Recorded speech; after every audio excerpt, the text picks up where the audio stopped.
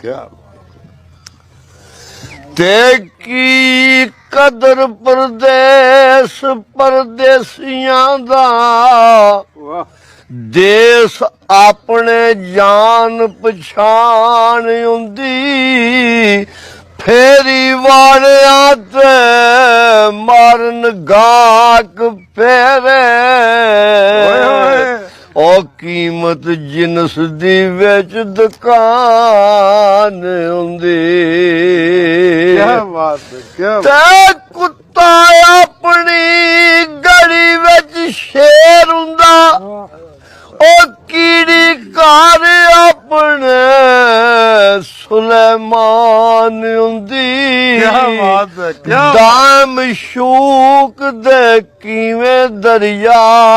पंजे ओ जे ना तेरी पंजाबी ज़बान हुंदी